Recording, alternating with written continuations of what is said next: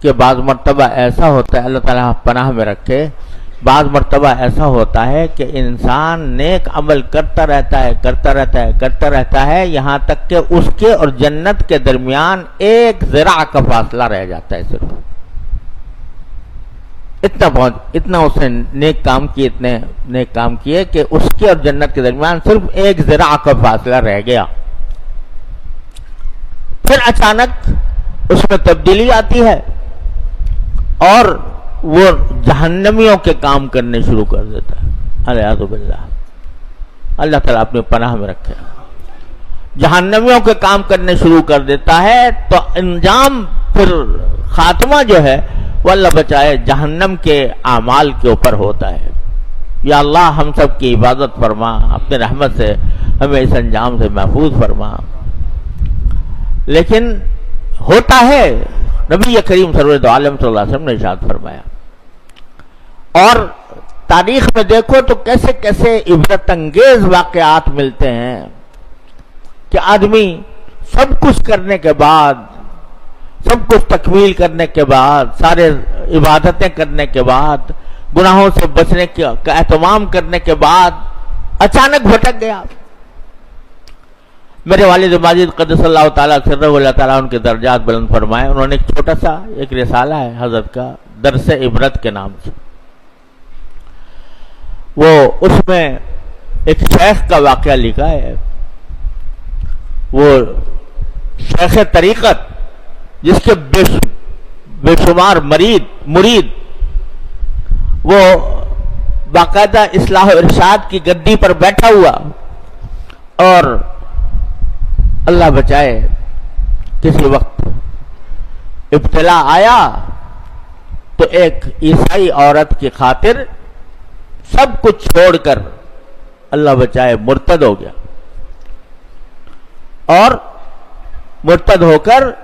سور چرانے کے اوپر لگ گیا اس عورت کی وجہ سے۔ وہ تو اللہ تعالیٰ کا کرم تھا کہ کچھ نیک بندے اس کی حلقہ ارادت میں تھے، انہوں نے یہ حالت دیکھی تو دعائیں کی، اللہ تعالیٰ سے روئے گڑ گڑائے، تو پھر اللہ نے واپس کر دیا۔ لیکن ایک شیخ طریقت بھی کس طرح غلط راستے پر پڑ سکتا ہے، اس کا بڑا عبرت والا واقعہ حضرت والا نے ذکر کیا ہے درس عبرت میں۔ تو یہ محض ایک مفروضہ نہیں ہے، واقعات بھی ہیں کہ آدمی کا دل بدل جاتا ہے، دل میں ٹیڑھ پیدا ہو جاتی ہے عمل کی راستے میں۔ اس لیے دعا سکھائی جا رہی ہے کہ اللہ ہمیں ہمارے دلوں کو ٹیڑھا نہ کیجیے گا، ہمارے دلوں میں ٹیڑھ پیدا نہ کیجیے گا۔ یہ نفس جو ہے نا انسان کا، شیطان تو ہے ہی ہے جو کچھ ہے، اور شیطان کے بارے میں قرآن کریم نے یہ بھی کہہ دیا کہ اِنَّ کَیْدَ الشَّیطَانِ کَانَ ضَعِیفًا۔ شیطان جو ہے نا یہ اس کا اتنا، اگر آدمی اس کے سامنے ڈٹ جائے تو یہ کمینہ ہے۔ کمینہ آدمی کی خاصیت یہ ہوتی ہے کہ اگر کوئی آدمی اس کے سامنے ڈھیلا پڑ جائے تو وہ شیر ہو جاتا ہے، اور اگر کوئی اس کے سامنے ڈٹ جائے تو بس وہ ڈھیر ہو جاتا ہے۔ اذا انت اکرمت الکریم ملکتہ وان انت اکرمت اللئیم تمردا، وہ کیفیت ہے شیطان کی۔ تو قرآن کہتا ہے ان کید الشیطان کان ضعیفا، لیکن خود ہمارے اندر ایک شیطان بیٹھا ہوا ہے، وہ ہے نفس امارہ، ان نفس لامارۃ بالسوء۔ یہ بڑی خطرناک چیز ہے، اس کو حالانکہ تربیت کی گئی اس کی، اور مشقتیں برداشت کر کے اس کو عادی بنایا گیا کہ یہ غلط کاموں کی طرف نہ لے جائے، گناہوں سے پرہیز کرنے کی اس کو مشق کرائی گئی،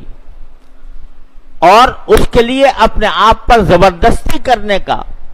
اہتمام کیا گیا۔ تو ذرا مشق اور محنت کے بعد یہ ذرا یہ قابو آ جاتا ہے۔ शैतान तो जल्दी काबू में आ सकता है, नफ्स को काबू में लाने के लिए कुछ देर लगती है,